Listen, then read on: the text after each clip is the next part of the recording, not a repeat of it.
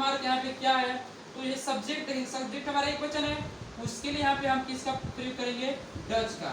हो जाएगा डज, फार्मूले के हिसाब से डज लगा दिए। सब्जेक्ट हमारा क्या है, सचिन है, तो सचिन लिख देंगे। उसके बाद तुरंत किसका प्रयोग किया जाएगा, नॉट का, नॉट लगा दिया गया। उसके बाद क्रिया हमारे क्या है, प्ले है, और ऑब्जेक्ट क्या है, क्रिकेट।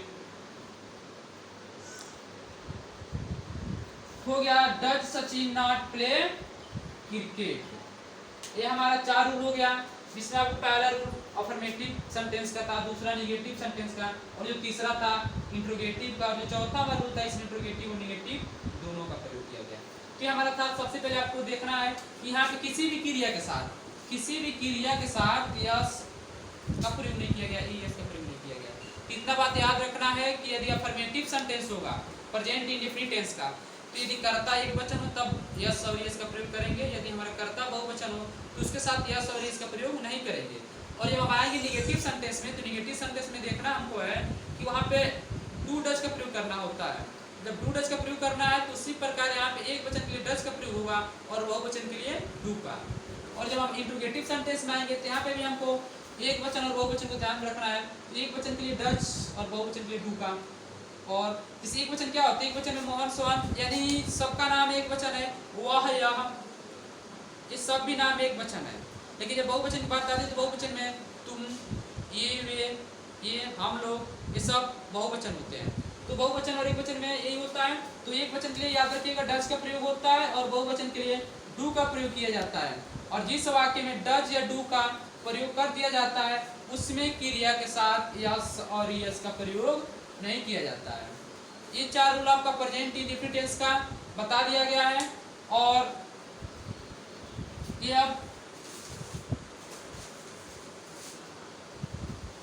हो गया 4 रूल। अब आगे देखना है, थोड़ा इसको और समझने की जरूरत है। ये आपको यदि लिखने की आवश्यकता हो तो कॉपी में लिख लीजिएगा। एक और देखिए, जिसमें मान लो आता है हु मिस होता है कौन, तो वहां पे जब कौन आता है तो कौन के साथ जिस वाक्य में कौन शब्द लगा हो तो उसके सब्जेक्ट के साथ या उस वाक्य में डू या डज का प्रयोग नहीं करते हैं। जिसे मान ले दे दिया, जिसे कह रहे हैं कि जिस वाक्य में, याद रखिएगा, जिस वाक्य में कौन शब्द का प्रयोग किया गया हो, जिस वाक्य में कौन शब्द का प्रयोग किया गया हो, हु का प्रयोग किया गया हो, उस वाक्य में डू या डज का प्रयोग नहीं करते हैं। जिस वाक्य में प्रेजेंट इंडेफिनिट टेंस के जिस वाक्य में कौन का प्रयोग किया गया हो उस वाक्य में जब उसको ट्रांसलेट करेंगे हिंदी से इंग्लिश तो उस वाक्य में हमको डू और डज का प्रयोग नहीं करना है। क्योंकि कौन ये भी प्रश्न पूछ रहा है, तो इंट्रोगेटिव सेंटेंस में प्रश्न पूछता है तो वहाँ पे हम एक वचन के साथ डज और बहुवचन के साथ डू का प्रयोग करते हैं। लेकिन जिस वाक्य में कौन शब्द आ जाए, कौन, तो उस वाक्य को हिंदी से इंग्लिश में ट्रांसलेट करने के लिए डू या डज का प्रयोग नहीं करेंगे। यदि हम उस वाक्य में डू या डज का प्रयोग कर दें तो हमारा ट्रांसलेट गलत हो जाएगा। इतना ध्यान रखना है कि जिस वाक्य में कौन शब्द आया हो उसको हिंदी से इंग्लिश ट्रांसलेट करने में डू और डज का प्रयोग न करें। जैसे मैं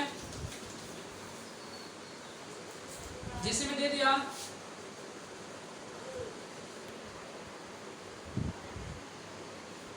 स्कूल कौन जाता है, इसलिए स्कूल कौन जाता है, स्कूल कौन जाता है, यहाँ पे कौन आ गया तो हो जाएगा हु गो टू स्कूल।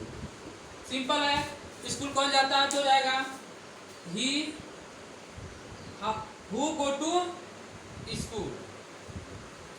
यहाँ पे हम गो के स्थान पे जैसे दिया है कि वह स्कूल कौन जाता है, तो यहाँ पे हम हु गो टू स्कूल की जगह हम कह सकते हैं who goes to school, school कौन जाता है। ये सही राइट हो गया।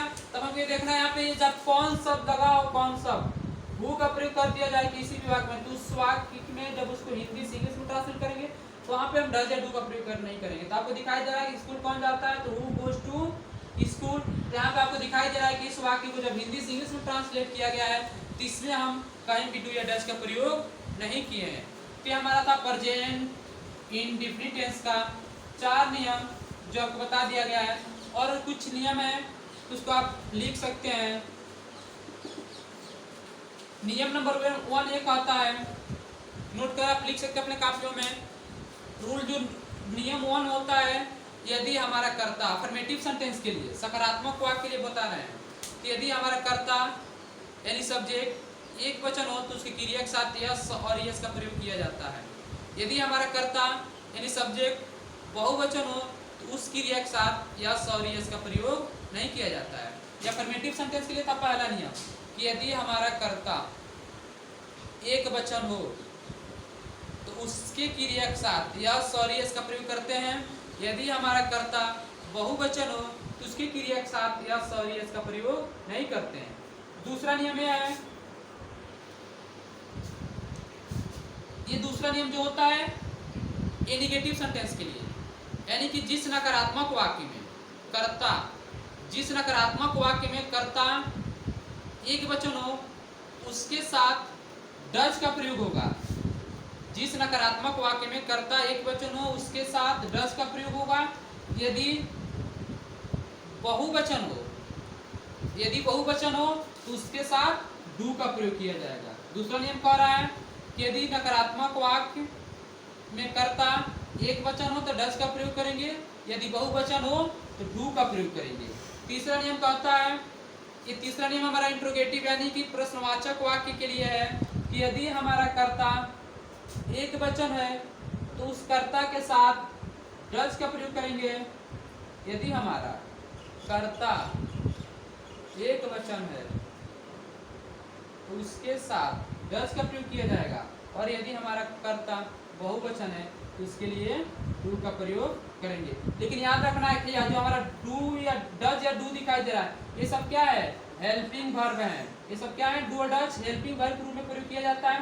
जब हेल्पिंग वर्ब किसी भी प्रेजेंट इंडेफिनिट टेंस में प्रयोग कर दिया जाएगा, हेल्पिंग वर्ब के रूप में है, तो जो हमारा मेन वर्ब होता है उस मेन वर्ब के साथ यस और यस का प्रयोग नहीं किया जाएगा, इतना याद रखना है।